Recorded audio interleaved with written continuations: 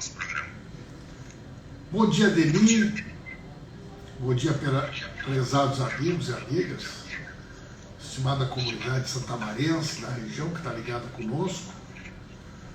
Olha, Denis, a manifestação do Ministério Público Federal é uma peça extremamente contundente, né?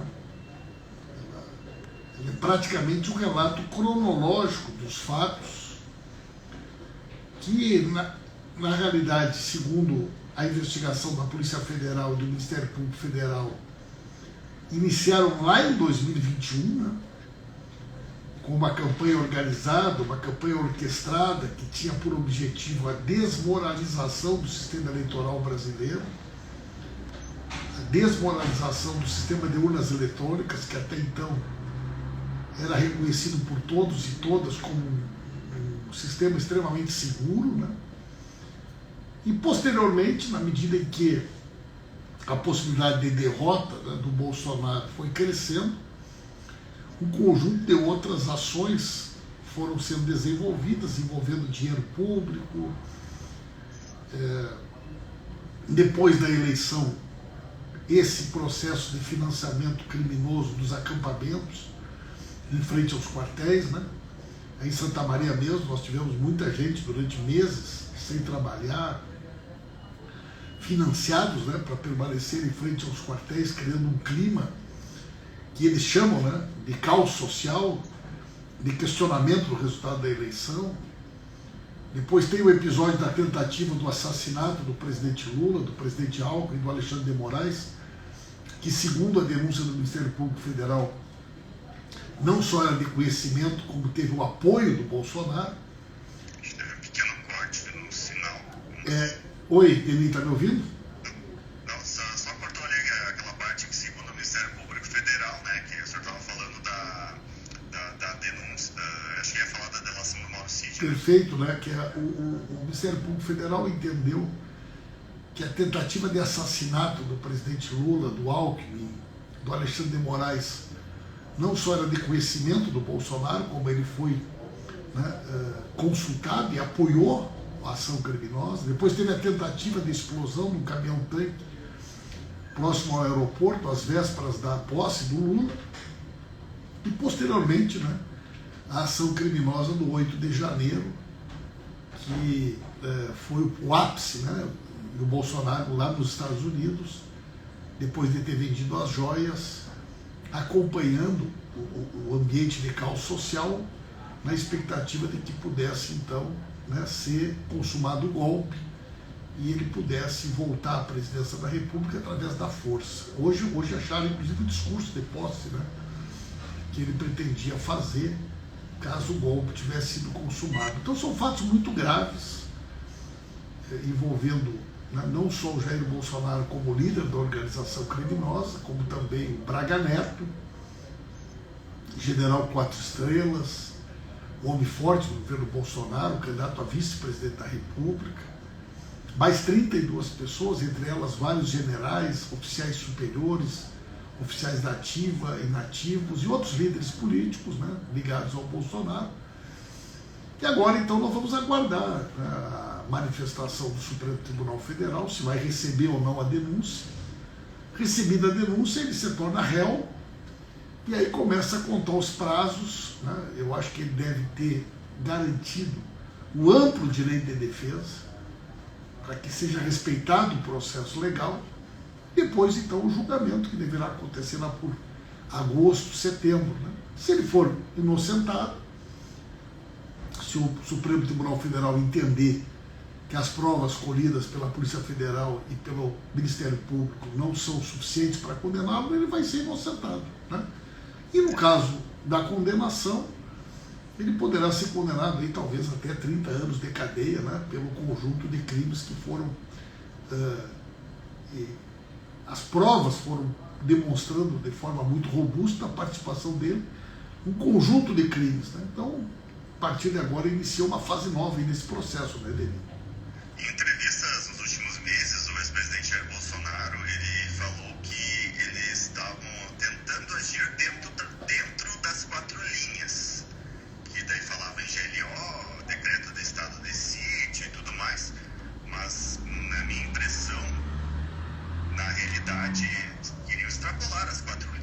Denis, qual que é a sua opinião sobre as isso? imagens, né, Denis, falam por si, né?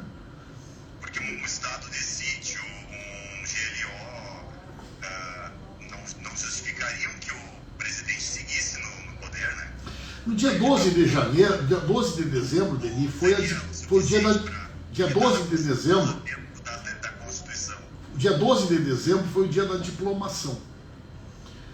Houve uma situação muito grave em Brasília naquela oportunidade, né? Não sei se você se recorda. Foram colocado fogo nos ônibus, o Lula estava num hotel próximo à Superintendência da Polícia Federal. Aquela data do 12 de dezembro é a data que havia sido planejado, então, o atentado contra o Lula, o Alckmin e o Alexandre de Moraes, né? Depois foram presos aqueles indivíduos que estavam no acampamento do QG do Exército e que foram presos no próximo aeroporto, né, com a tentativa de explodir um caminhão de combustível. Aquilo ali entre o Natal e o Ano Novo. Né? E é evidente que você vê as imagens do dia 8 de janeiro, do quebra-quebra que aconteceu na Câmara, no Supremo Tribunal Federal, né, no Palácio do Planalto, o sistema de financiamento. Isso envolveu muito dinheiro de pessoas que foram trazidas de todo o Brasil, ônibus, alimentação, bebida, pagamento, né? Utilização de técnicas de guerrilha, técnicas militares, de ataque, né, às forças de segurança, o comprometimento de setores, né, da Polícia Militar do DF. Então, o conjunto de provas são muito robustas, né? Mas ele vai ter a oportunidade de apresentar a defesa dele. E nós vamos ter um julgamento. Isso é muito importante, isso é pedagógico para o país. Quer dizer, a gente precisa definitivamente criar uma cultura para que as pessoas que atentam contra a democracia, que atentam contra o Estado Democrático de Direito, saibam que estão cometendo crimes. E são crimes muito graves. Né? Está aí hoje todo mundo sensibilizado quando assiste o filme Ainda Estou Aqui, né? Que relata um pouco dos horrores da ditadura. As pessoas não têm, né, especialmente os mais jovens, a esperança de viver a realidade de uma ditadura, da perseguição política, da violência, que nós poderíamos ter um país hoje mergulhado numa crise institucional sem precedentes, se o Bolsonaro tivesse conseguido sucesso no seu intuito, né, de, através do golpe, impedir que o resultado da eleição fosse cumprido. Então essas pessoas todas, né, que se envolveram nessa ação criminosa, elas serão agora então, né, julgadas, e vamos acompanhar, porque existem também uma série de outros inquéritos em andamento. O inquérito sobre a fraude do cartão da vacina, né, da venda das joias e do patrimônio do país para fugir para os Estados Unidos, a ação dos atos antidemocráticos, vários deles envolvendo também parlamentares. Isso cria, né, um ambiente importante para que esse assunto seja concluído e a gente possa virar essa página e olhar para o futuro sem esse ambiente de ódio e de intolerância que foi programado, né, que foi uma parte de uma estratégia que tinha por objetivo a desmoralização da democracia dele. Mas nesse aspecto, assim, o Bolsonaro falava em agir dentro das 4 linhas. Mas para evitar a posse de Lula, existe algo dentro das 4 linhas que evitasse a posse de Lula, que fosse constitucional? A única coisa que tu poderia ter feito é ter feito mais votos que o Lula no dia da eleição. Né? Então, não existia qualquer uma retórica, né, que o Bolsonaro tente utilizar para tentar justificar o injustificável. Na realidade, hoje é parte da estratégia da defesa, né, Denis? Bolsonaro está aí perambulando pelos corredores da Câmara e do Senado, falando em anistia.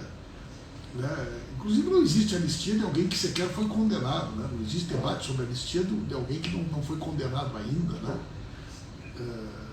Mas há uma chance de vingar essa proposta de Eu não creio, Denis, até porque ela é inconstitucional. Né? E algumas pessoas também nos perguntam sobre o risco de fuga do Bolsonaro. Né? Ele está com o passaporte retido, existe uma discussão aí sobre a necessidade ou não de colocar tornozeleira eletrônica nele, né, e nos demais investigados, porque ele falou já em várias oportunidades que não seria preso, né? E como as relações que ele tem estabelecido aí com criminosos que estão foragidos nos Estados Unidos, na Argentina, muitas pessoas trabalham com risco real de fuga, o que pode levar a um monitoramento ou até mesmo a outras medidas contra parte desses envolvidos, caso fique evidente qualquer tentativa de impedir, né, a liberdade do andamento do processo ou o risco de fugirem do Brasil.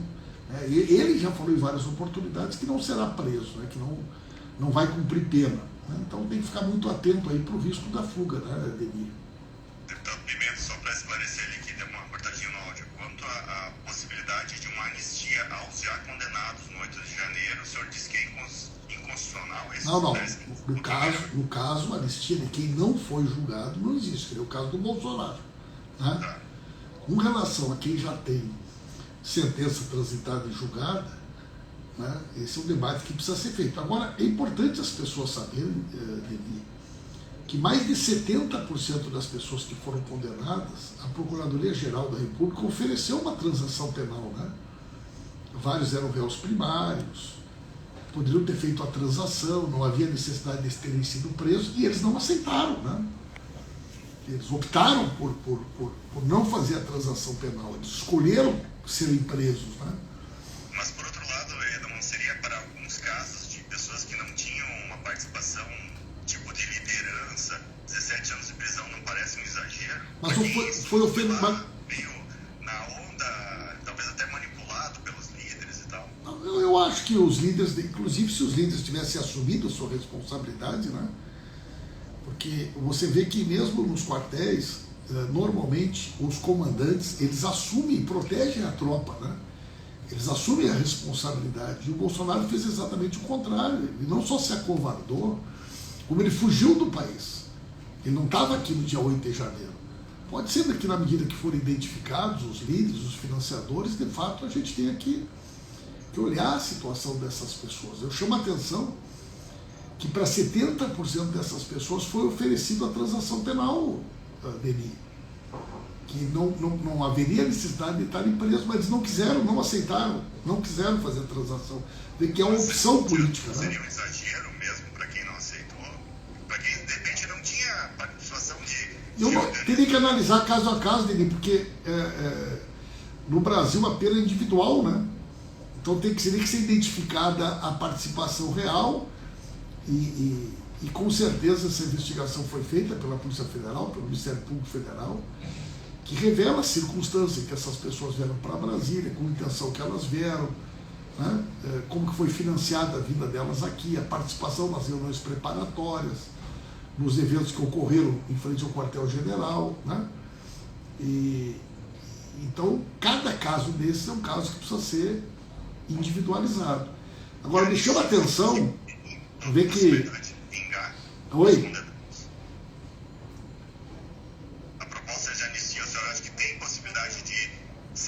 Mas a proposta de anistia, na realidade, que ela existe é para atender ao Bolsonaro também, né? Atender a quem não foi julgado, né? Não, sim, mas ela teria chance de o Congresso ter um apoio para aprovar uma... Eu acho que após terem concluído todos os processos, os julgamentos, esse é um debate que pode acontecer, mas ele não é o momento agora, onde sequer os líderes da organização criminosa foram julgados, né? Sim. Agora, tu vê, Denis, que chama atenção, teve 48 candidatos a vereadores e vereadoras do Brasil com tornozeleira eletrônica, inclusive em Santa Maria, né? E o slogan deles era: eu estive no 8 de janeiro. Eles faziam questão de fazer banners com a tornozeleira eletrônica, e a campanha eleitoral é: eu estive no 8 de janeiro. Ninguém foi eleito, todos foram rejeitados pelo povo, nenhum deles foi eleito, né? Mas é uma opção política que eles fizeram. Eu repito mais de uma vez, 70% não precisaria estar preso. Não quiseram fazer a transação, optaram por ser julgados. A imprensa nacional, o deputado Pimenta, fala em tentar julgar esse ano, até para não contaminar as eleições do ano que vem. Por outro lado, o relator é o ministro Alexandre de Moraes, que inclusive inclusive tinha um plano para matá-lo. Inclusive, advogados como o doutor Rafael Urbanito Pérez falou mais cedo, que por uma questão de isenção e para dar uma legitimidade ao julgamento, o ideal é que o Alexandre de Moraes saísse do julgamento. E é uma crítica também dos bolsonaristas de que o STF, assim como foi contra o Lula, a justiça teria pesado a mão e sido política. Há um temor de que o STF seja político e condene Bolsonaro por crimes que ele não cometeu. Na sua visão, o Alexandre de Moraes deveria se julgar impedido para dar uma legitimidade maior?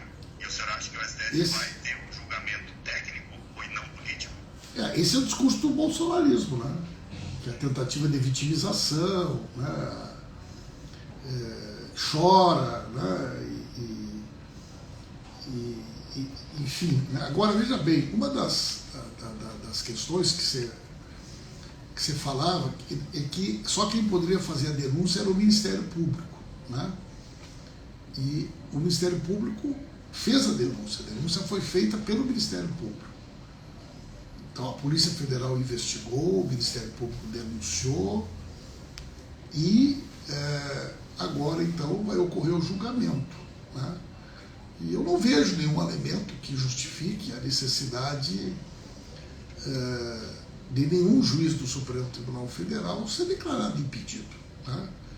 Quer dizer, então, se abrisse esse precedente, dificilmente nós temos algum tipo de ação ou julgamento do Supremo Tribunal Federal que os juízes, né, não sejam submetidos a esse tipo de questionamentos. Pelo Tribunal Federal, todas as pessoas que estão ali foram indicadas por algum presidente da República e passaram pelo Congresso Nacional, né? Agora, com certeza, esse vai ser o discurso, né? O discurso do bolsonarismo vai ser esse, que ele estava nos Estados Unidos, que ele não foi o líder da organização. Agora, tem outros inquéritos também que vão vir, né, Denis? Sim. Então, deputado, a gente está com o tempo esgotado, a gente ainda tem que ouvir o outro lado também, né? Sim. Só rapidamente, o senhor pretende seguir na Câmara dos Deputados ou vai voltar para o governo? Já tem uma definição? O presidente da República ainda não anunciou aí, né, a estratégia que ele terá aí para o próximo período. Então, na medida que o presidente tomar essa decisão, eu vou saber exatamente qual é que vai ser minha tarefa, vai ser minha função, né? Independente de qualquer tarefa, de qualquer função, eu tenho aqui um olhar muito especial para Santa Maria, para a nossa região. Meu trabalho tem uma prioridade permanente para Santa Maria e para a região e, independente de qualquer coisa, você sabe que podem contar comigo sempre aqui, Denis. Mas de 0 a 10, qual que é a chance de voltar para o governo? Essa aí tem que perguntar para o Lula, Denis, a oportunidade que tu tiver aí. Tá bom. Obrigado, tá, deputado? Um abraço.